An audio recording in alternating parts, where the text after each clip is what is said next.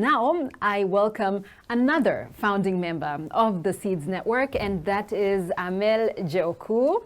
Hello, Amel. Hello, Liz. Welcome. Oh, Thank I was you. too fast. They did the wipe thing and I was already talking. So once again, Amel, welcome. Thank you, Liz. It's great to have you here. Good to have you here as well. So we just heard from the people summarizing what has been discussed in the breakout rooms, and what we want to do now is to take a look at the results of the questions that we had asked. And at this point, again, thank you to everybody who participated. If you didn't, we're sorry, your chance is up, but we're happy that a lot of people did participate. And now I will just move a little bit and then we can see the complete results. So first of all, we asked you in the first survey, have you ever been involved in mentoring? And this is what the people said. So, and this is where I need to look carefully. Okay, that is 17 people said yes, 15, is it 15?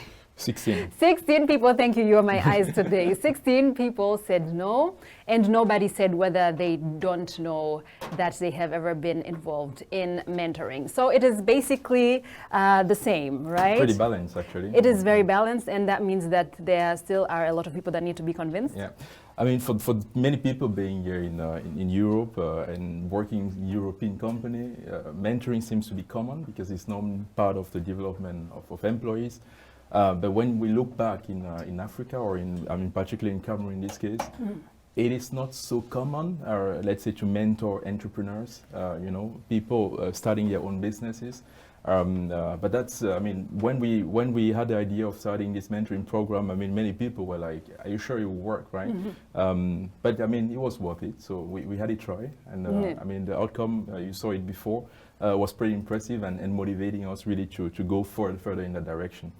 And, for many people like us, Steve said it before, who came from Cameroon or from other countries in Europe, being here part of the diaspora, we learn a lot. In the countries here, from our own experience. Yeah. We have our younger brothers, right, in Cameroon. They want us to share the experience we had with them.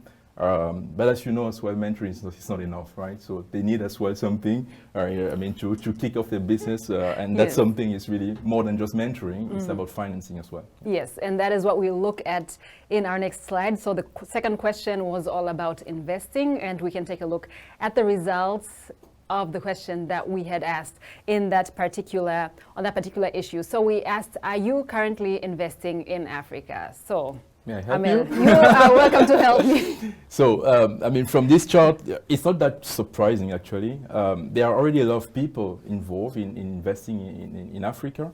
So, as you can see here, 38% of the people who participated to the poll said they started already investing there.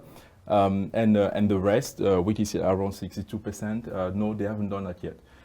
We were all part of those 62% a couple of years before, right? Yeah. Our support to Africa was more related to, helping our brothers, sending them money, to have something to eat, and something, and more in a direction. But it wasn't sustainable, right? To help our fellow brothers there and sisters, let's say to do something sustainable and to help them as well, creating jobs. In Africa as a whole, it is worth exploring investment. And by the way, it doesn't come with without setbacks as well. So that's part of the process. And yes. But does that mean we shouldn't do it? No. We should take the risks. Exactly. Investing is all about taking risks, and of course, the opportunities and maybe also the risks. That is something that we'll talk about in our panel discussion, and hopefully we will be able to convince the other, the 2/3 that still haven't. That's invested. also the aim of the session today, right? Yeah. So in the next poll, we'll be probably looking at what is hindering people. Exactly. We can take a look at the next slide, which will be, let's say, a kind of opener. Yes. As well yes. for the panel discussion afterwards. Absolutely. Absolutely. Now, if we move on to the third question that we had asked people, what is hindering them? Exactly, like the 3 things they should mention. What is hindering them from, or what is economically hindering them from investing in Africa? Now, we have word cloud, and we have words that people have used to describe why they have not yet invested in Africa. And this is your opportunity again to tell us what the results are. I mean, when I look at a picture, what comes out of it, I mean, what is striking is the first thing, which is nothing. And to be honest, we didn't expect a better answer than this one. There is nothing hindering from investing in Africa. It's just about accepting taking risk. You know, someone, a friend of mine used to say, no risk, no fun. But in this case, it's not about fun, right? It's about helping people. It's about helping our brothers and sisters. It's about, you know, supporting the sustainable development in Africa. So that's great to see that as a first point out of the wall cloud. The second one is corruption. And yeah, corruption is not so, I mean, it is everywhere. Maybe in Africa it's pretty visible, but you have it as well elsewhere, right? Yes. But people are also doing business. Yeah. I jumped from one breakout room to the others during the session before. You know, one of the point of the discussion, I think it was in the breakout room 1, was how to deal with that corruption element, right? Yes. How to, I mean, investing there is also about investing people, right? So it's not just going and like, you know, just because you have money, you just invest in companies. No, you do a proper due diligence. You analyze the business of people. You analyze the team itself, their motivation, the purpose of them investing there. And I can tell you, when you find the right people, you know, with the right purpose, with the right mindset, they are not there to take your money. Yes. They are there to look for people to believe as well, let's say, in their purpose and being part of their journey. And, you know, it's worth the investment upfront to do that due diligence before and avoiding being trapped in those kind of issues. And again, it's not just a problem in Africa. So and we will talk about what you said, like the opportunities that are there and also how you can really find the right people to invest in. That is going to be a part of the discussion that we're going to start in a moment. I'm just going to look over to my technical department to see whether we already have the panelists lined up or not, because we are on Zoom, so that means there are some technical issues that we need to take care of, and we need to really make sure that we find the right people, that we pin them to the screen so that you all get to see them. And I'm again seeing a thumbs up. That means that we're good to go. Thank you so much, Amel, for now. And see you in a few moments. We'll now go over to our panel discussion. Today we are discussing mainly about how and why you should invest in Africa. And these are my wonderful panelists. I'm so glad that you could all make it. I'm happy that none of you had an emergency, that you set aside some time for us today to really share your knowledge and your experience with us on this day. I'm going to start with the lady on the top left, that is Tara Meite. She is working for the Afrika Verein. She's joining us from Berlin. She's a senior manager there. She's responsible for the Francophone countries in West and Central Africa. And her organization represents German businesses that are doing business in Africa. So she has a lot of experience in that area. The second panelist today is Professor Solomon Agbo. He is from the Forschungszentrum Jülich. He's there as a senior scientist. He's an expert in renewable energy, and he's also the manager for international relations of the Centrum with the African countries. Welcome, Solomon, to our discussion today. And thirdly, we have joining us from France, Eric Tonfon. He is the founder of the Fiatop crowdfunding platform and another platform that is also similar to that. It's the investing platform, also called Fiatop, and he has a lot of experience, especially with supporting young startups, not just in Africa, but also elsewhere. So welcome, Eric, to our discussion today. And then the fourth member of the discussion is Benjamin Gongang. He is joining us live from Cameroon. He is the co-founder and the president of Obotama. And there it is an incubator for innovators, young innovators in Cameroon, but also in other parts of Africa. He has lived in Europe for some years, and then he decided to move back to his home country, Cameroon, and that is where he is joining us from. So I'm very happy that all of you could make it, and I'm happy for the discussion that we're going to have. Welcome to all of you. All right, so we're going to start, and I want us to start with some form of a warm-up exercise, because as we saw, about 2/3 of the people who are watching us say that they have not yet invested in Africa, and we want to show them what opportunities are out there and that it is worth it to invest some money or some time there. So right now, what I want all of you to do, really, as briefly as possible, each one of you try to convince the people that are watching, why is it important and interesting to invest in Africa? And I will start with you, Eric, please, as briefly as you can. Yes, Liz. Well, I think there are two good reasons why we should invest in Africa. As far as we're concerned, we from the north, we are people from diasporas, and I think we have a give back utopia that we need to really realize. And for that, we've been raised probably there. We probably still have links there. That's a good reason why we should give back and why we should make sure that our links there get developed. The second good reason to invest in Africa is that the markets, most of the markets in most areas are really empty. I mean, those are deserts, and I really think they need to be full. So any segment is really an empty market, and that's the second good reason to invest in Africa. So, okay, giving back and also making the most of the market that is out there, those are your key points. Eric, thank you very much. I want to move on to you, Tara. What are the points that you would say why people should invest in Africa?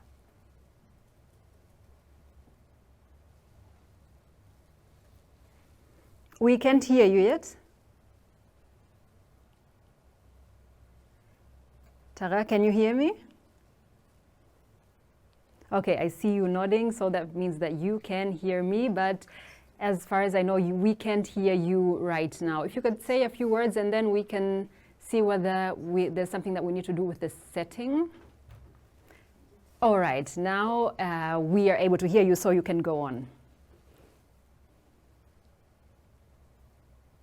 Okay, apparently the sound has gone. Again, now I think it works. Can we hear her now? Okay, so we can hear you now. Go on.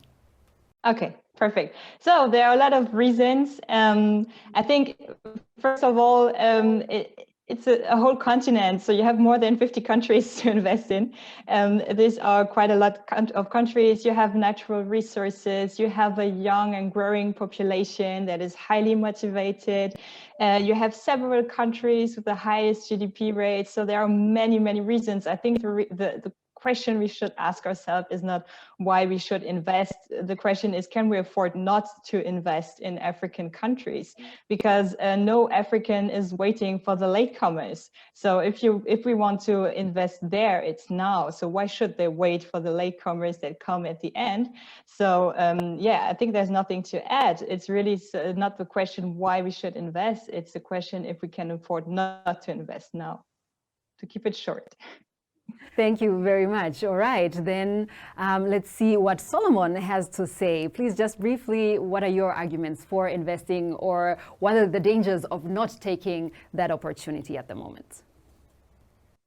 Yeah, thank you very much. So I think that often we say that Africa is developing, and this also means that there are opportunities. So we know that there are lots of challenges, but then these challenges are actually opportunities. So there are still room for a lot to be done.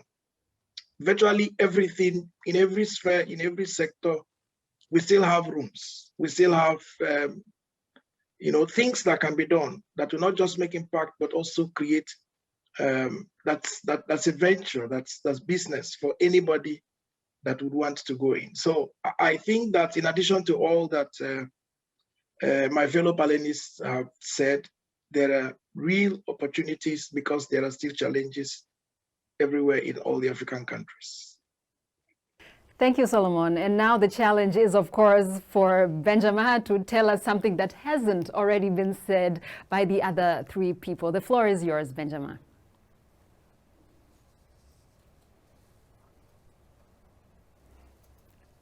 We unfortunately can't hear you at the moment. We still have difficulty hearing you. Okay, now can you hear me? Now it's perfect.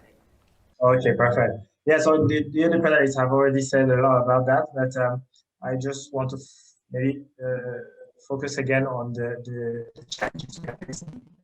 Of course, the past countries, and we may have different issues day to day, but you will not think more than 1 minute to find what to do and where to invest in Africa.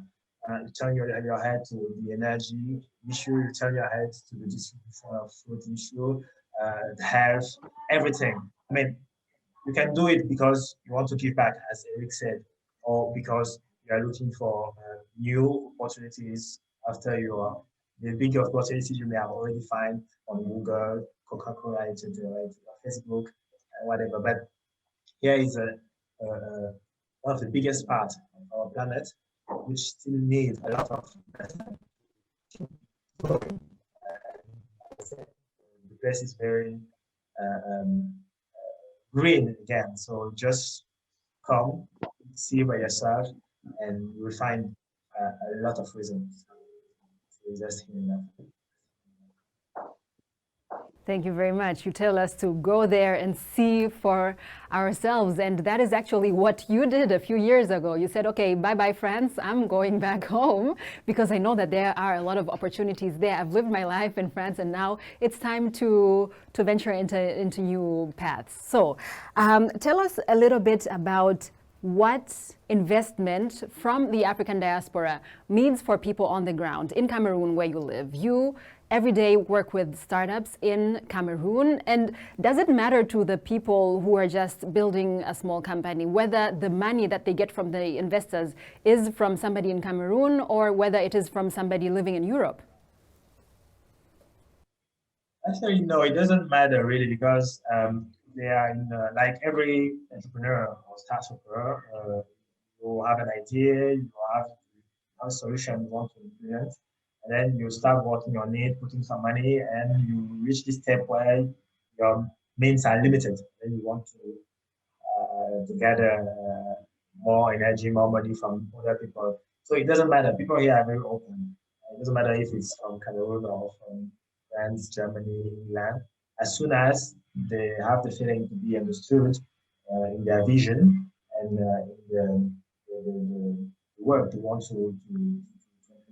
So people are already very interested actually by what the diaspora can bring to them, because they see the diaspora as people who have achieved.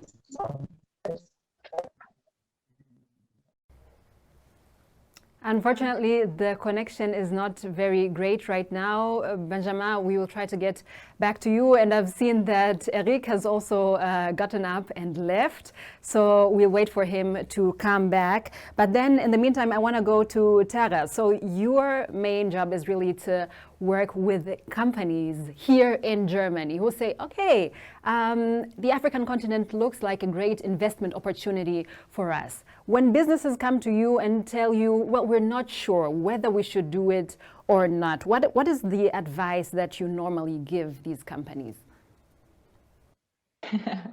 It depends really on the company.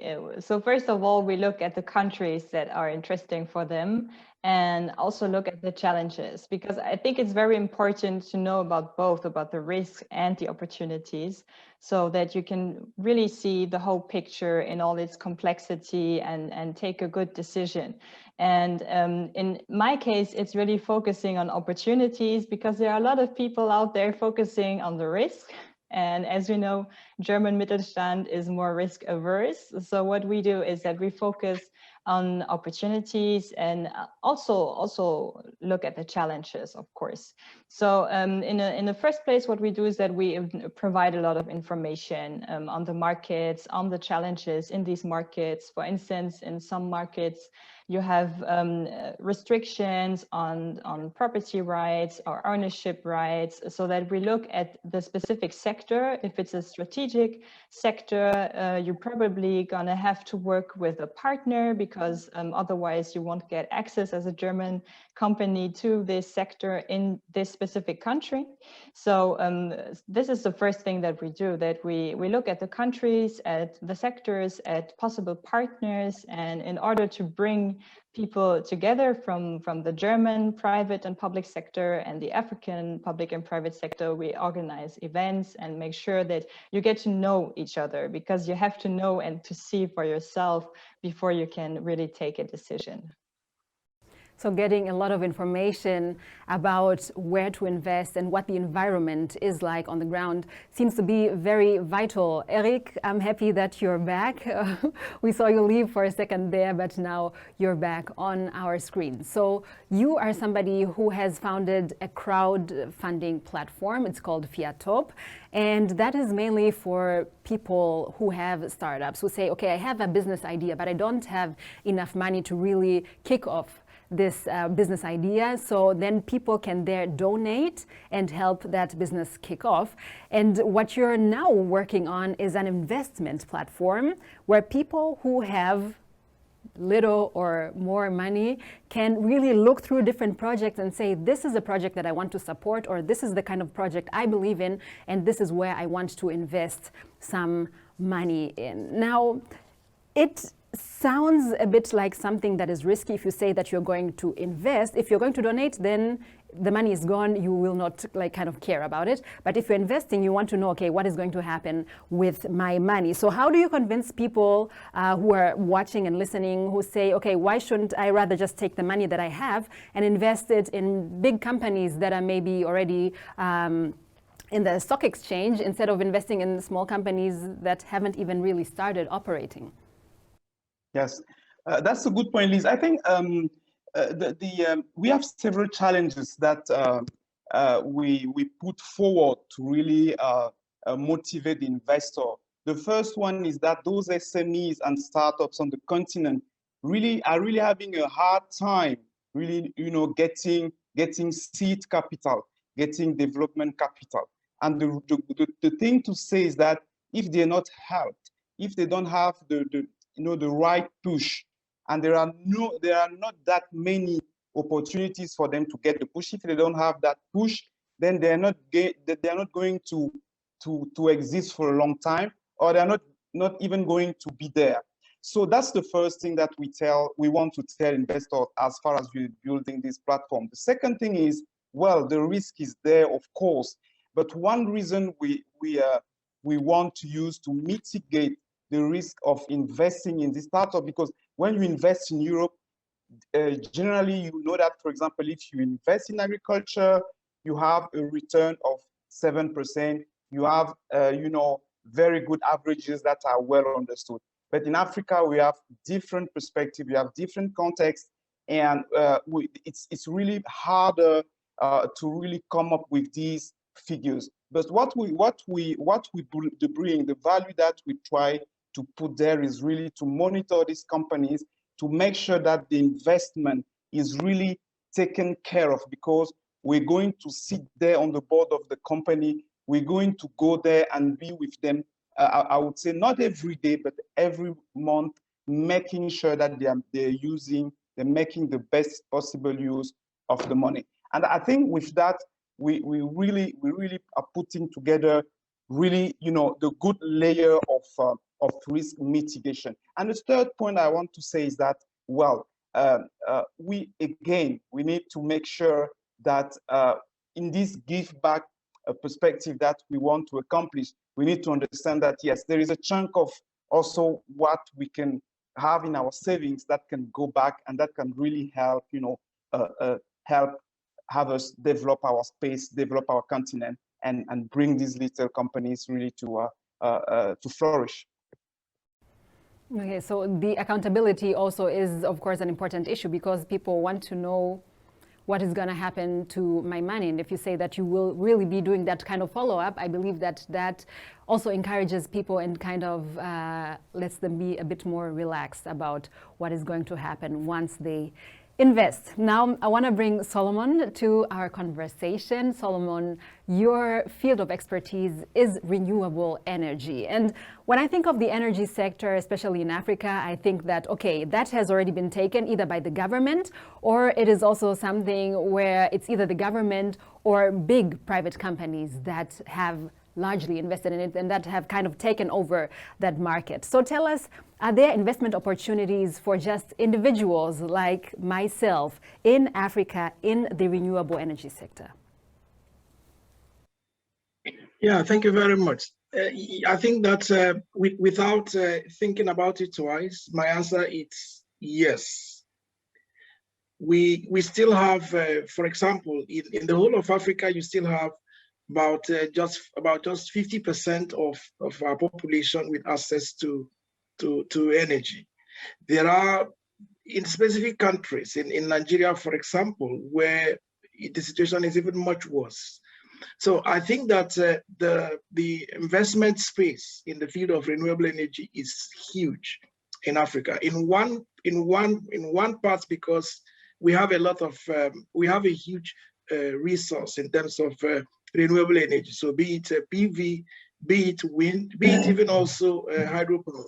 So these resources are huge in the continent. But then on the other hand, we have the problem that we still do not have sufficient access to clean energy to sustain even basic domestic need. Then of course the industry then comes in.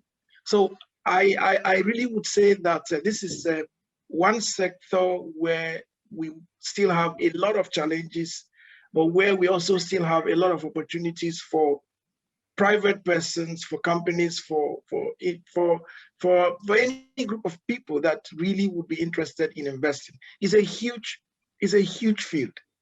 We have really, I mean, I go back to Nigeria, for example. In the last, let me say 30 years, the power generation in Nigeria, for example, has been just within a certain value. And you still have more or less, consistent blackouts because you have problems with the grid, because you have poor power generation, because you have problems with transmission, distribution, and all of that. So it creates all of the entire value chain, creates opportunities for individuals, for companies really to invest in. Now, I remember that Tara had talked about her and her company or her organization being very open about the potential, but also about the challenges. And if we stay now in the renewable energy sector or in the energy sector in general, like what are the hurdles that one may face? Because I can imagine, we talked about corruption, that is a worry that many people have. I can also imagine that something like bureaucracy might also be something where people say, I'd rather not deal with that, I'd rather look for a different sector to put my money in. Well, yeah, so there are so in the different countries, you have different regulations guiding power generation. So and of course, this comes also with bureaucracy. So there are countries, for example, where it's very difficult to generate power and supply to the grid. In one way, because you would need to somehow deal with the distribution companies. There are also countries where there are no forms of possibility, technically or even from the point of view of regulation, that makes it possible for individuals or companies to generate and then directly supply to the grid. So, but like I said, the situation varies from country to country. But that notwithstanding, there are really possibilities in most of the African countries, for example, to generate to build what is called like standalone systems, whether it is with PV or with wind, where people have a possibility to build like mini grids, targeted mini grids at communities, targeted mini grids for specific applications. So there are several in many countries, for example, people now set up power generation systems even for their companies or for their establishment. So these are like tailored solutions that somehow support still people who are interested in investing, who would not want to go into maybe having to build up a grid tight system because of the bureaucracies or even the difficulties in doing that. So yes, it's the challenges are there, but there are several options. There are several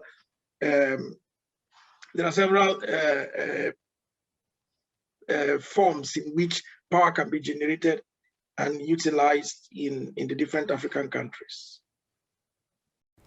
Thank you, Solomon. I want to bring Benjamin back to the conversation. Benjamin, you're a banker, you are very familiar with figures and numbers, and I believe that's something that's also very interesting to the people out there who are watching. They want to know, okay, first of all, when we talk about investing in a startup in Cameroon, for example, how much money are we talking about? How much are people normally asking for to really kickstart their business? And then what can I expect to get back as an interest? I know if I keep my money in the bank here in Germany, for example, then it's zero interest. Sometimes I even have to pay for them to keep my money safe somewhere. So if I say, okay, let me take my money to Cameroon, how much can I expect to make if I invest in a startup there? Sorry again for later. So I hope you will hear me better now. There are different range of investment needs in the companies we have here. For the first level, very Kickstarter, they usually needs around 5,000 euro to confirm the value added of what they are bringing as a solution. We have been running some crowdfunding campaign thanks to Setup, which is one of our long-term partner now. And usually the money we are looking for is around 5,000. That's just for the beginners who want to confirm the idea they have come up with and maybe identify the first customers. And then after this step, you will find those needing around 10 to 30,000 euros. That is, let's say, the people who are already clear on what they want to do, and they need to reach this first step where they will confirm and bring the first revenue of what they are selling. And after that, we'll go to the, let's say, seed, maybe between the seed and the Series A of investment, where you will need bigger money to go to the next scale, or maybe reach another city or another country, neighboring country. So yes, to come back against your question, everyone. Unfortunately, the connection is not very great at the moment. Benjamin, we heard the first part of what you were saying. Right now, we're losing another part where we need a lot of investment. So absolutely, absolutely. Right, so an opportunity for everybody. Cameroon needs your money and your support. Okay, thank you. I think we're going to just leave it at that. I believe that people have gotten an idea, and you can, again, later, after this session is over, share some of the information in the chat so that everybody has it. That would really be of value to everybody watching. And the whole time you are talking, Benjamin, I just saw Eric nodding his head like, yeah, he agrees with everything you're saying. Eric, your platform that you're planning to launch for foreign investment, for startups in Cameroon, not just in Cameroon, but in Africa and elsewhere, what are the amounts that we're talking about? How much are you hoping to raise? Yes, just to come back a little bit on what Benjamin was saying, effectively on the donation platform, we will be on the range of 5,000 USD or euro. That will be for the idea to be realized, to be prototyped, so the entrepreneur will come and raise that level. But then what we're trying to make a huge step when coming to the investment, and we're trying to be in the last step that Benjamin was talking about, which is the step between probably 30,000 euro and 100,000 euro, where the entrepreneur really needs to go at another stage of its development. He's been able already to prototype. He's been able to show that he has market traction. Now he needs to build the staff. He needs to probably be better equipped and to really go and accelerate his development. So it will be in that range. And that's also a very important range for Africa, because basically what we see from an investment fund in Africa is that they come and target companies generally above the range of 300, 400, 5,000 euros. And in that range, you don't have that many companies. And that is understandable, because these funds, they have an issue, which is that the cost of investing 500,000 euro is the same as the cost of making sure a company gets 10 times less, because well, there is a cost of investment that is the same whatever you get. So that's really where we're trying to work, and Benjamin is part of the investment committee in Fiat Up Invest. That's really where we're trying to make sure we really take these costs very low, to make sure we are able to go and fill that gap where actually there is probably not that much people. So if I hope please I've been able to give you some hints. Absolutely, absolutely. Now we've already heard about the sectors that could be interesting for investors, especially from the diaspora. We heard about the renewable energy sector. We hear that the IT sector and the communications technology sector in Cameroon would also be a place to start. Now, Tara, you have an overview, of course, because you're responsible for many countries in Africa. This year, 2021, what are the up and coming sectors where you see a lot happening in terms of investment? Mm-hmm.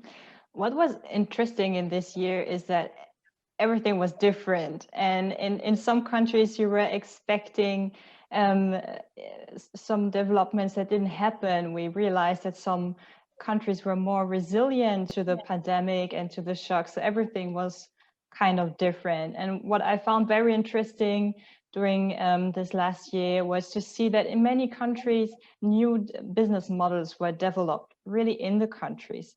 We had in the logistics sector, for instance, where we had a lot of smaller suppliers that came and that really jumped in to fill this gap, because we had also people that didn't want to during the pandemic to go out to their local supermarket.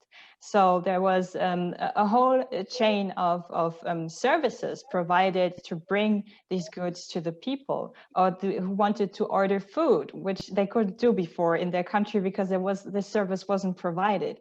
And suddenly it was booming and growing in this pandemic time, so that they could get access to food, to consumer goods, etc. So this was very interesting, and it showed how fast a lot of African economies could react, and how creative the entrepreneurs were to find new business models and new services they could provide. So this is just to give you one example that was really driven by smaller players, by entrepreneurs that really from one day to the other said, okay, we have to find something, we have to find a solution, and we have to provide something, and we cannot wait for someone to jump into. We have to find a solution now, and this is what happened in many countries.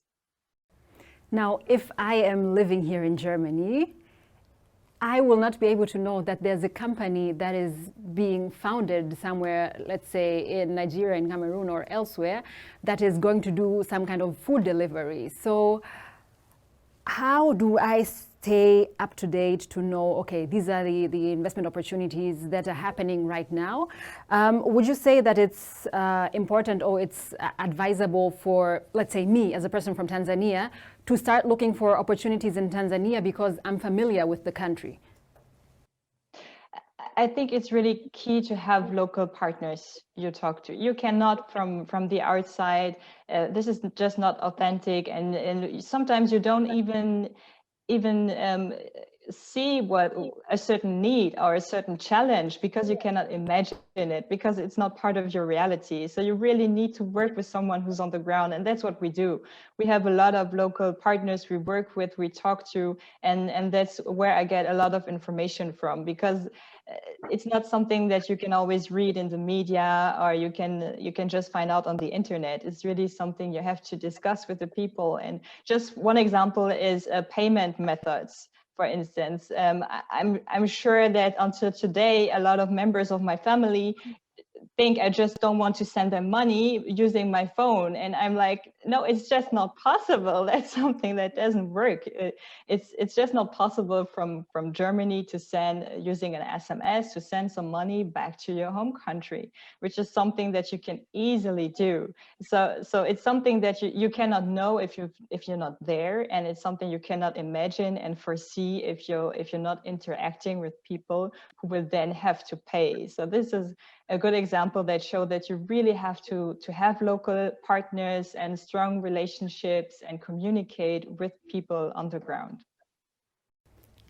I had to laugh at that example because, I mean, it's something that sometimes you just realize that although Germany is very advanced, especially also in the technology, but then you just realize that there are specific types of technologies that were developed particularly for Africa and where we're just miles ahead of our friends here in Europe. Thank you very much, Tara. Now, one thing that came up also in the survey is that people are still reluctant. People are still afraid of investing in Africa. And Solomon, like, if we talk again about the reasons that we heard, what are the main reasons in your view where people say, I'd rather not do it?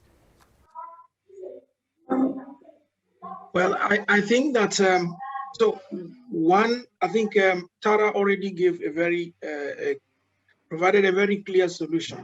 It's always very important to find a local person to work. So this is very important. So I mean, I give a typical example. We have within our research center a number of projects with several African countries.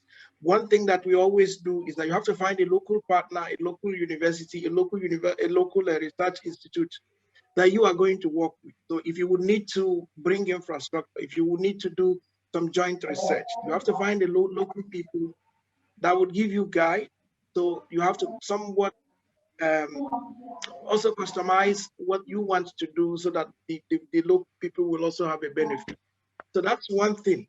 But then the other thing I think that's also very important that will, make it a lot easier also for people who have reservation in investing in Africa is to not just find local people, but then find also partners among the local people. So this is very important. You can invest, but then find, like partners, people you can partner with. In one way, this also helps in not just that it gives you some confidence, but then it also helps somehow to distribute the risk that is involved. Then the other thing I would like to say, and this is something that has to come also from the African side, it is very, very important for us as Africans that we take the lead. It's our continent, it's our problem, and we must take the lead. Africans must come to the forefront to address problems, whether it's within the political class, whether it's within the different sectors. We have to come to the forefront to really take the lead in addressing the problem.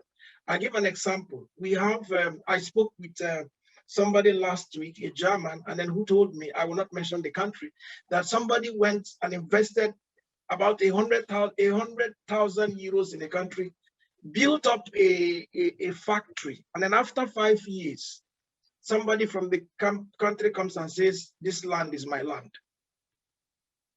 I mean, this is, how do you explain this? So it makes it difficult for people to come in. So we have, as Africans, we have to do everything possible that we provide a framework that makes it safe, that makes it secure for somebody to put in his money. Even for me as an African, for me as a Nigerian, for example, you have to be sure, that's of course what guides every investor. You have to be sure that you put your money where you can also get it out from. So, and this is where, as Africans, we have to play a key role also as people in diaspora. Support our local people, talk about this, raise the awareness. We need to create an economic, we need to create a political, we need to create a social framework that makes it safe, that makes it secure, that makes it attractive, not just for Africans, but for our European friends to invest in Africa. I think this is extremely very important. And that's why I'm also very happy about what we are doing now, because a lot of us are hearing, and I hope that we will amplify this effort.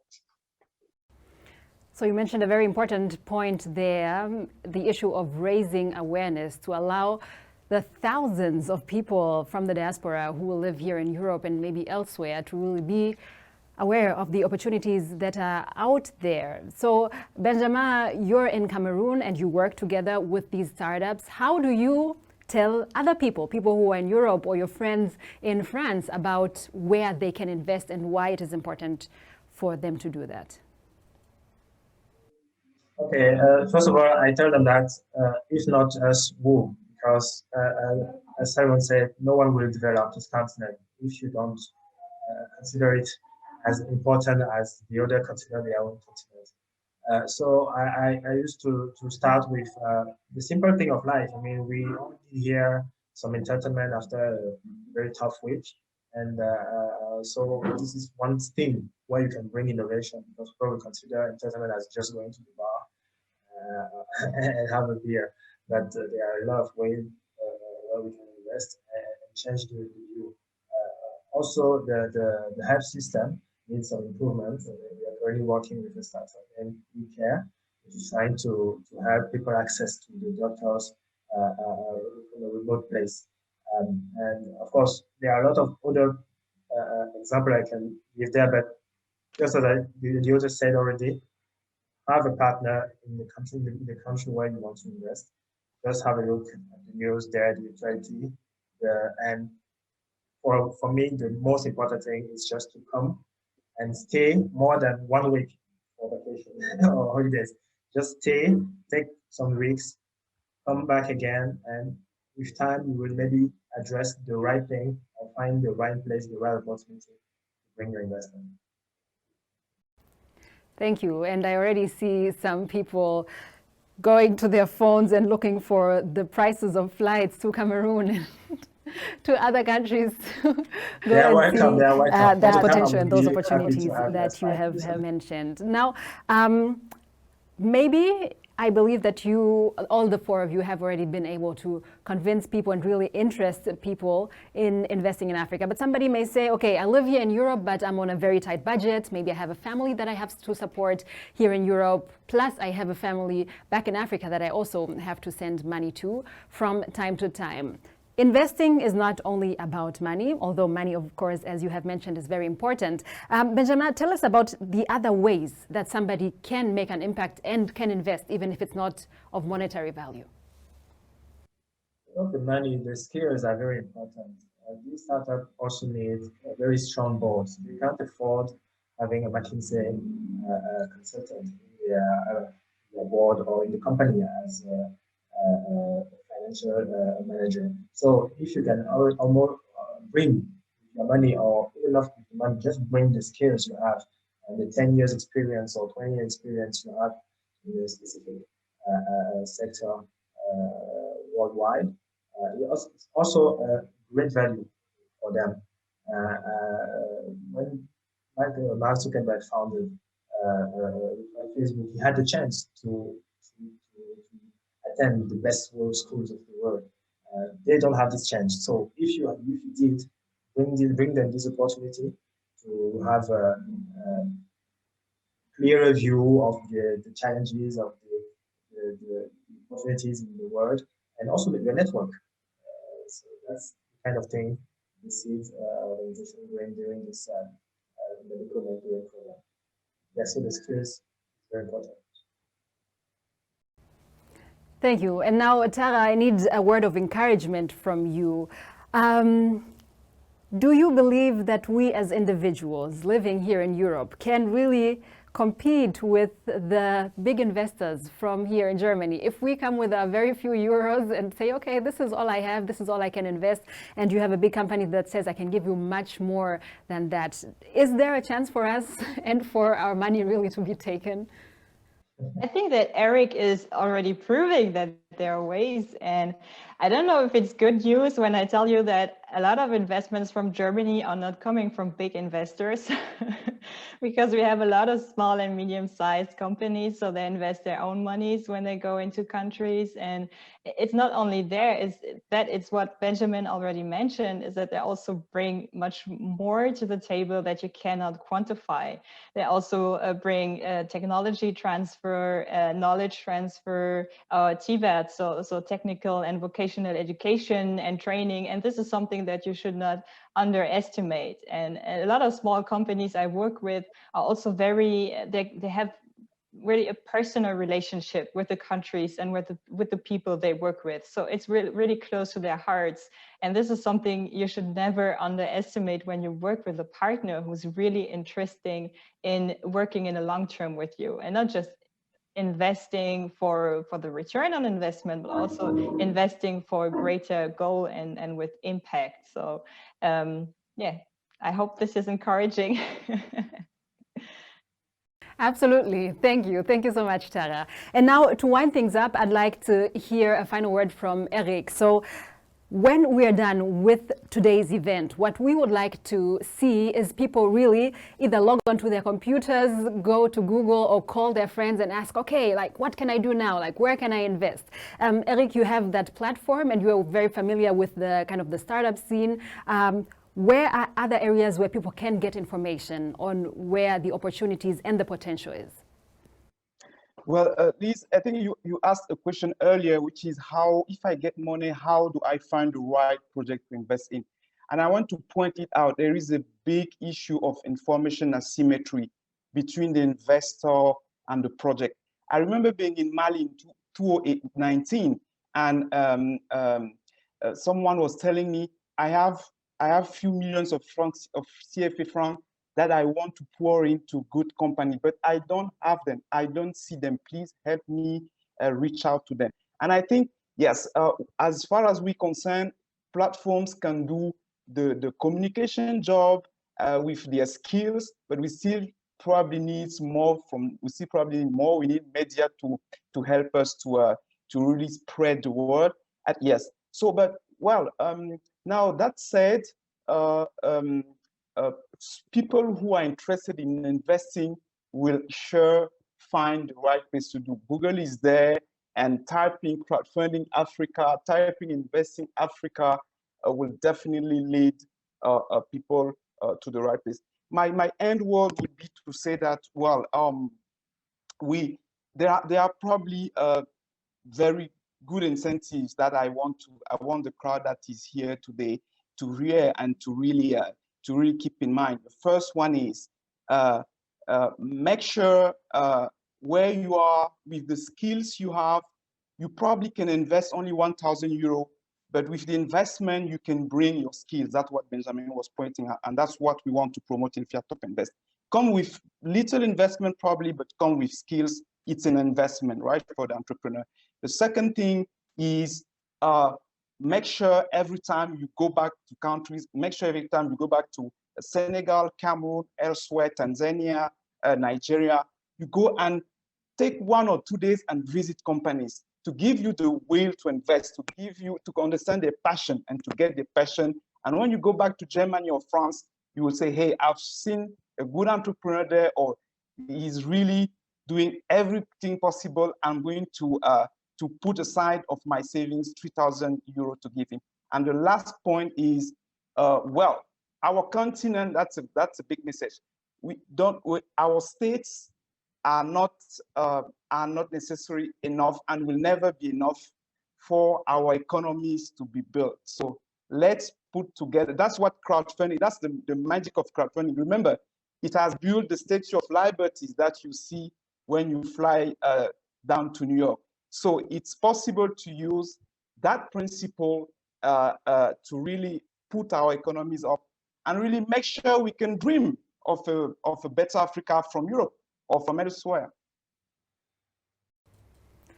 Thank you so much for those words of wisdom from you, Eric, and thank you to my dear panelists. It really was a great discussion. I know that we could have continued talking for many more minutes and hours, but unfortunately we have to move on to the next segment. But of course, to everybody who's watching out there, please feel free to reach out to the people that you just saw on my panel, because they are willing to get in touch with you and really answer any other questions that you might have, and really give you that kind of mentorship and that kind of advice that you might need if you really want to venture into that direction of investing in Africa. Thank you very much to my dear panelists.